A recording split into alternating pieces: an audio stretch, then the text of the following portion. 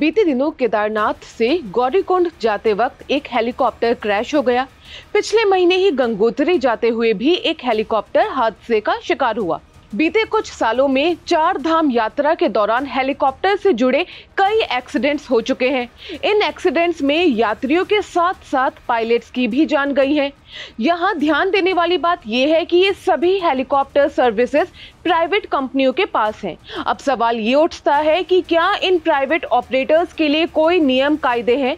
अगर हैं तो क्या है और किन शर्तों पर ये कंपनियां काम करती हैं? आज के इस रिपोर्ट में हम इन्हीं नियमों के बारे में बात करेंगे। DGCA यानी कि directorate general of civil aviation एक सेंट्रल अथॉरिटी है जो भारत में सिविल एविएशन को कंट्रोल और मैनेज करती है। अब ये कैसे कंट्रोल करती है? DGCA फ्लाइंग से जुड़े सेफ्टी रूल्स बनाती है, एयर ट्रैफिक को रेगुलेट करती है, पायलट्स को लाइसेंस देती है और एयरक्राफ्ट्स को सर्टिफिकेट देती है। DGCA उस एयर स्पेस को कंट्रोल करती है जो मिलिट्री यूज में नहीं आता, सिर्फ सिविल यानी कि आम पब्लिक की उड़ानों के लिए होता है।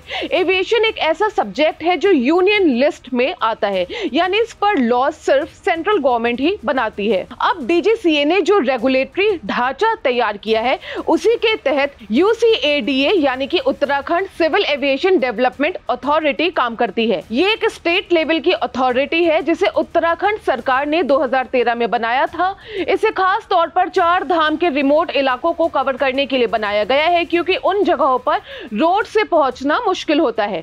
टूरिस्ट के लिए हेलीकॉप्टर से इन धामों तक पहुंचना ज्यादा आसान और समय बचाने वाला ऑप्शन होता है। अब जब कोई हेलीकॉप्टर ऑपरेटर कंपनी उत्तराखंड में उड़ानें भरना चाहती है तो खास तौर पर सरकारी हेलीपोर्ट्स का इस्तेमाल करना चाहती है, तो उन्हें कुछ तय नियमों और शर्तों को फॉलो करना होता है। अब इन शर्तों में क्या क्या शामिल है, आइए इस पर नजर डालते हैं। सरकारी हेलीपैड पर एक लैंडिंग के लिए 5,000 रुपए रॉयल्टी देनी होती है। इस वजह से कंपनियों के बीच ज्यादा से ज्यादा उड़ानें भरने की होड़ लग जाती है ताकि वो ज्यादा कमाई कर सकें। हर पायलट को एक दिन में मैक्सिमम 50 लैंडिंग की परमिशन होती है। इसके अलावा हर यात्रा वाले सीजन में ऑपरेटर को 10 घंटे की फ्री फ्लाइंग सर्विस भी देनी होती है। मतलब कंपनी को 10 घंटे बिना किसी चार्ज के उड़ान भरनी होती है। ये उड़ानें मेडिकल इमरजेंसी या किसी बाकी इमरजेंसी की कंडीशन में यूज की जाती है। अगर कोई ऑपरेटर ये फ्री सर्विस नहीं देता तो उस पर 2 लाख तक का फाइन भी लग सकता है। सीधे शब्दों में कहें तो ये यात्रा सीजन के दौरान हर हेलीकॉप्टर कंपनी को 10 घंटे की फ्री सेवा देनी ही होती है। UCADA ये भी क्लियर करता है कि अगर किसी टाइप का एक्सीडेंट होता है तो उसकी कोई जिम्मेदारी उनकी नहीं होगी, और ये एक बहुत बड़ा क्लॉज है। अब ऐसे में हेलीकॉप्टर कंपनियों पर भी बहुत दबाव होता है। एक तरफ 4 धाम जैसे टफ रूट्स, दूसरी तरफ खराब मौसम और ऊपर से इतनी सारी कंडीशंस। ऐसे में कंपनियां प्रॉफिट मैक्सिमाइज करने के रास्ते खोजती है। लैंडिंग्स के नंबर्स बढ़ाने की कोशिश में कई बार सेफ्टी को नजरअंदाज कर दिया जाता है। इसके अलावा और भी खामियां हैं। एयरक्राफ्ट एक्सीडेंट इन्वेस्टिगेशन ब्यूरो की सिफारिशों के बावजूद केदारनाथ हेलीपैड पर नेविगेशन एड्स और एयर ट्रैफिक कंट्रोल यानी कि ATC जैसी बेसिक फैसिलिटीज नहीं है। ऑपरेटर्स और पायलट्स सिर्फ VHF कम्युनिकेशन यानी कि हाई फ्रिक्वेंसी रेडियो वेव्स का इस्तेमाल करते हैं, जो पहाड़ों के बीच आसानी से ब्लॉक हो सकती है और एज अ रिजल्ट एक्सीडेंट हो सकता है।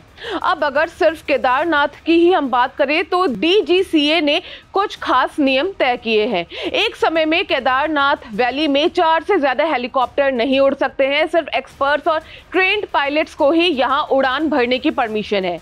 अब आपको बताते हैं कि बीते कुछ सालों में 4 धाम यात्रा में कितने गंभीर हादसे हुए। मई 2025 में गंगोत्री के पास एक हेलीकॉप्टर क्रैश हुआ। अक्टूबर 2022 आर्यन एविएशन का हेलीकॉप्टर जिसमें केदारनाथ जा रहे सभी 7 यात्री और पायलट सवार थे, पहाड़ से टकराकर क्रैश हो गया। सभी की मौत हो गई।